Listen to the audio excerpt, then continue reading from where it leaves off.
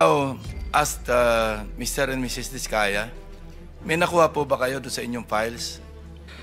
Your Honor, kapiraso lang po yung nakuha ko dahil mauubos po yung time namin. Baka pagbalik po namin dito ay tapos na po ang hearing. So ito lang po, mga ilang piraso lang po.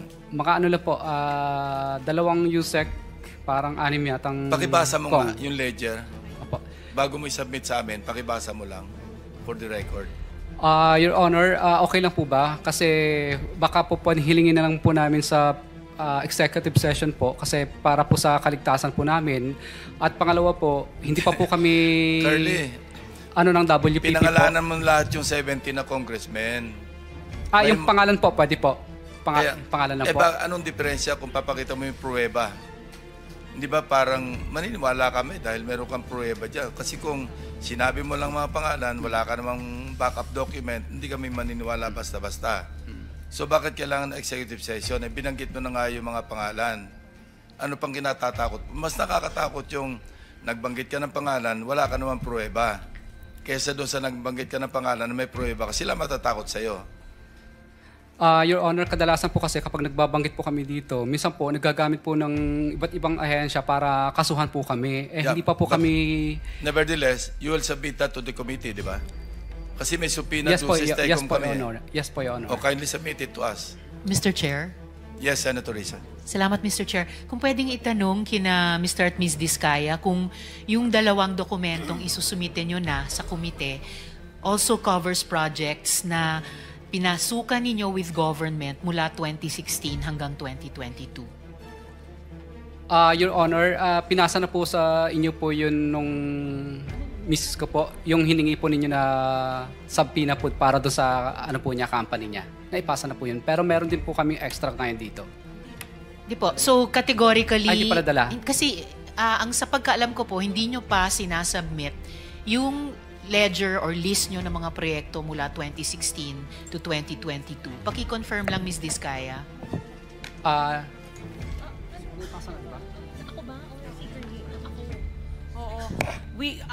It was attention to me, the letter. So I passed it. Kailan yan? October 21, it was received by the Senate. Lahat ng documents except for the ledger kasi I don't have any personal knowledge on the ledger na hawak ko. So, including po projects from 2016 to 2022 until 2025. Up to present. Okay po. So, including 2016 yes, to 2022 for Alpha and Omega. Projects. Alpha and Omega as requested by just the for Senate. Alpha and Omega. Hindi po, okay, good po kung nasubmit nyo na yung Alpha and Omega from Yes po. 2016 to 2022. Pero Yes. ang hiningi ko po nung hearing na iyon ay mga proyekto ng lahat ng mga kumpanya nyo I from was just 2016 complying to 2022. whatever was on the list that was requested from Alpha and Omega. Then, Mr. Chair, I welcome na nakapag-submit na po sila for 2016 to 2022 partial. So, standing pa rin po yung request ko that they submit the other projects ng iba pa nilang mga kumpanya besides Alpha and Omega still for 2016 to 2022, Mr. Chair. So, kindly submit the ledger and can you now name the personalities na related sa ledger na dala ninyo, ledger or voucher?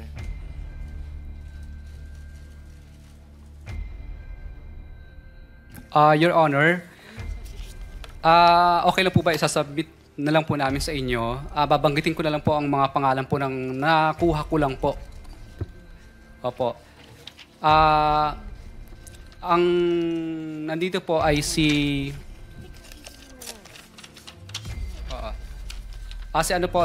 Kong Roman Romulo, si Kong Marvin Rillo, si Kong Dean Asistio, si Kong Patrick Vargas, si Kong Marivic Pilar, si Kong Jojo Ang, si Yusek Terence Calatrava, si Yusek Bernardo. Ito lang po ang naano ko po. Amounts at saka dates. Ay okay lang po, Your Honor, kung ano na lang po, executive session na lang po para po sa... Alam mo, supina. Ay, isasubmit na lang po namin po. Ito po. Submit. Ganun din yan, bababasa rin. Basahin mo na lang. Marami. Hindi ako makarelate sa'yo. Your Honor, okay lang po ba Nandiyan na yan. isubmit ko na lang po kasi masyado pong mahaba. Never mind.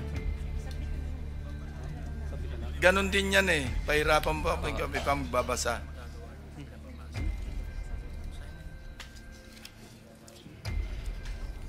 Ano ito, yung amounts?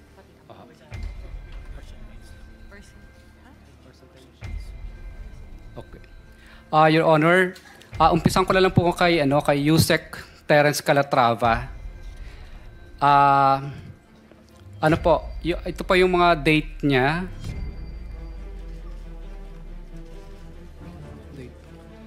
Ang date po niya is December 11. December 11 is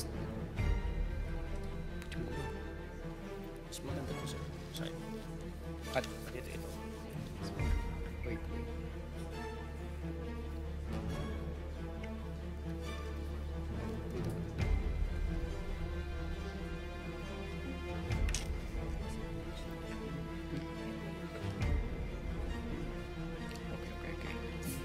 Your Honor, December 11, 2024 po, 30% po, kay Teres Calatrava po ito.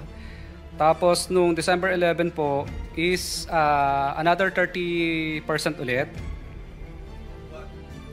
of ano po to, parang 100 million at saka 50 million. 30% of 100 million. Yes po, Your Honor. And then March 25 is another 15 and 30%. May project yan naka-indicate kung anong project. Yes, Your Honor. Oh, sige. Anyway, sige, proceed. March 31 is March 31, anin ko lang po. March 31 is 15 million. November 20 is 15 million. December 5 is 18 million. December 6 is 1.5. December 7 is 10 million. December 14 is 9 million. January 22 is 53 million. January 18 is 53 million. April 18 is 101 million. May 3 is 5 million. May 3 is 5 million.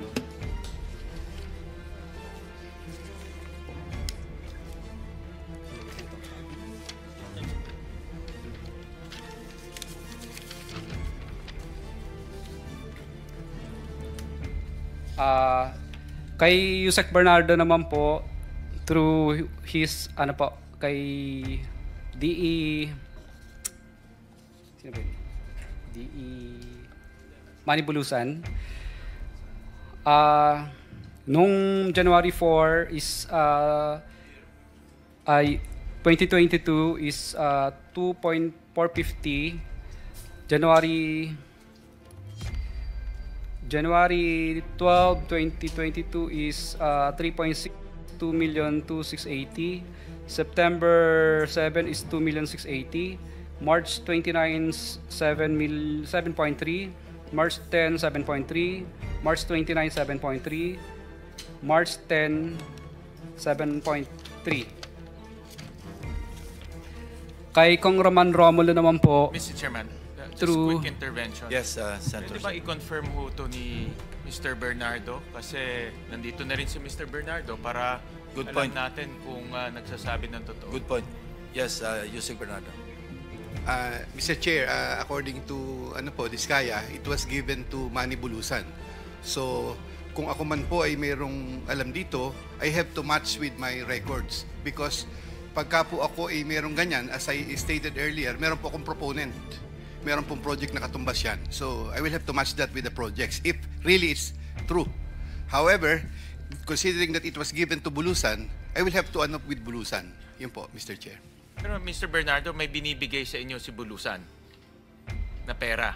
Meron po akong nabanggit kanina na meron pong proyekto na si Manny Bulusan po ang katulong po. Ima-match nyo lang kung yung sinasabi ni Mr. Diskaya match doon sa binibigay ng Bulusan. Titignan Pero ko- ang tanong ko, mayroong binibigay sa inyo si Mr. Bulusan? Meron po, Mr. Chair, kasi nga po, nabanggit ko po na there were projects with proponents that I'm taking charge sa Manny Bulusan po. Nung binigay sa inyo ni Manny Bulusan, sinabi ba niya galing kay Mr. Diskaya? I'm Wala sure po. sasabihin niya.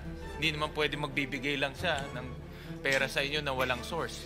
Hindi ko po maalala kung gano'n, Mr. Chair. I still have to match this with Never, meron naman po. sa dami niyang binigay ho sa inyo, never sinabi ni Bulusan, galing ho to kay Mr. Diskaya? Mr. Chair, si Bulusan po ang binigyan niya, hindi po ako. Oh, So, hindi ko po maalala kung kailan sinabi ni Bulusan sa akin yon. When I have to match this with hindi nyo Bulusan naman, po. dinay nyo na galing kay Mr. Diskaya o hindi nyo lang humaalala na kailangan Hindi ko nyo po i-check? maalala, Mr. Kailangan Chair. nyo lang i-check? Yes po, Mr. Chair. Okay. Okay. So, members, would you like them to continue reading yung ledger, the contents? Sige. Continue, Mr. Diskaya.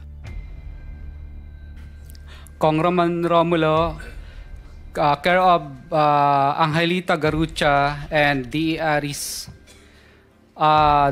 August 25, 2020, 3,915,000.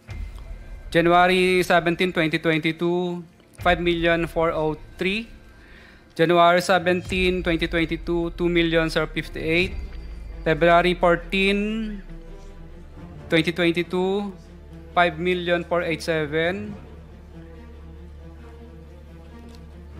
Wait.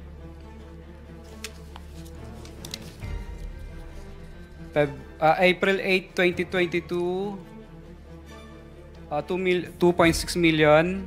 February 6, 2023, 2.6. February 6, 2023, 7.2. March 3, 4.8. March 25, 9.7. March 5, 21.2. March 7, 7.077. May 30, 14,152. May 30, 14,699. Okay, Mr. Diskaya, ganito lang. Isabit nyo na lang yan. Kailan kayo pwedeng bumalik para kunin ang lahat? Papayagan uli kayo ni Senate President na lumabas ng Senado. Kasi sabi ni Sergeant at Arms, marami raw. Sabi ko, sana binitbit nyo na lang lahat, kinarga nyo na lang lahat. Your Honor, Sabi kung niya raw- mabibigyan niyo po sana akong wala sa detention ko. Yun nga, hindi. Kahit Sabi ko- gabi po, gagawin ko. Okay, papayagan ka namin uli. Susulat ako kay Senate President kung kailan. Pero kunin nyo na lahat, hindi nyo pabalik-balik. Gusto mo lang yata umuwi. Totoo po. Kasi namimiss ko na po yung mga anak ko at saka Anyway, yung bahay po namin. Sige, Oho. gagawa ko ng sulat sa kanya. Iaris na lang natin. Pakisapit mo na lang Your sa Honor, committee. okay lang po ba? Banggitin ko na rin po yung iba pang mga pangalan na nandito Sige, na dapat babanggitin ko. Hindi ko lang po babanggitin yung mga Alright. presyo nila. Yung susunod po si Kong Marvin Rillo, Kong Dean Asistio, Kong Patrick Vargas, Kong Marivic Pilar, Kong Jojo Ang. Yun po muna partial. Mr. Chairman, just a quick intervention. Yes, Senator. Narinig ko kanina yung kay Congressman Romulo, may mga pangalan kang binanggit ahead. Ano Yung po? mga pangalan nun? Kay D.E. Aris po yun, tsaka si D.E. Aristotle Ramos, at tsaka si Angelita Garucha dati. Engineer yun ang ng kausap DPWH. Yun ang kausap mo, hindi si Congressman Romulo. With ano po? Ang tawag doon sa- With advice po. Yes. Pero wala kang diretso mo bang kausap si Congressman Romulo o itong dalawang tao ang kausap mo? Itong dalawang tao po na ito ang kausap ko, with ano rin naman po ni Congressman yun. Paano mo alam kung with consent? Kadalasan po, hindi po kami nakakaranas ng hirap, hindi po na mutual terminate yung projects. For example, may mga projects din po kami sa First Metro na nung hindi po kami binasbasan, ay na-mutual terminate lang po ang project na yun at nalipat po sa ibang mga license. Kasi mahirap po yun Contractor. na merong kagaya kanina kay Yusek Bernardo na merong isang taong na may taong nasa gitna, hindi naman diretso sa kanya. Napakahirap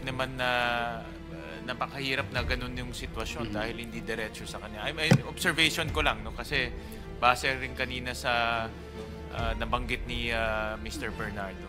Thank you, Mr. Chairman. Mr. Chair, masingit ko lang din. So, Mr. Diskaya, may layer pa, ika nga, may tao. Na ito para kay congressman ganito. Pero sila ba mismo kumukuha o may tao? Tapos, naku-confirm ba na tatawagan mo yung mambabatas na, Sir, natanggap mo naman, baka mamaya, dinala lang sa bahay nung courier o nung tao? Kadalasan mo po, hindi naman po talaga harap sa kahit kaibigan mo na yung congressman, kahit na super friends na kayo, hindi naman po talaga siya harap sa'yo ng personal. Kumbaga, nagbibigay na lang po sila ng instruction. Kadalasan naman po talaga, ang inuutusan talaga nila, kung hindi yung chief of staff, DE, or kung sino pang pinagkakatiwalaan nila. So, yun po ang layers. Pero yung natanggap nila yung pera, tiwala ka na doon sa tao nila na di ba pwede makausap si Kong o may pinapirma ka ba? Ito, papirmahan mo na na-receive, etc. Bawal po yun kasi paper trail po yun. So, ibig sabihin po, wala talaga. At talagang walang... So, tiwala na lang. Yes po, mararamdaman mo lang naman po yun na talagang hindi ka binasbasan kapag pinahihirapan ka na. May pahirapan kang makakolekta, pahirapan ka sa lahat, o ano po mga klase ng bagay. Pag yan na po ang naramdaman mo, ibig sabihin, yung pera hindi nakarating. Pati sa collection siguro. Yes po, opo. Sa collection mo po, mobilization mo pa lang, mahihirapan ka na. Sa next partial collection, kahit siguro tapos mo na yung project, hindi ka pa rin makakasingil kasi hindi po pa ibinibigay yung obligasyon. So yun lang ang mga senyales na natanggap nung sponsor mo o nung proponent na yung binigay mo na commission niya, natanggap niya, kaya mabilis pati hanggang sa collection. Yes po, Your Honor. At minsan po, pag nagkita po kami ng politiko na yon, minsan kadalasan po, nagkakaintindihan na po kami, hindi na kami nagtatanungan, Kong, natanggap mo na ba? Hindi na po yun. Kasi, ano na po, yung parang, alam niya na.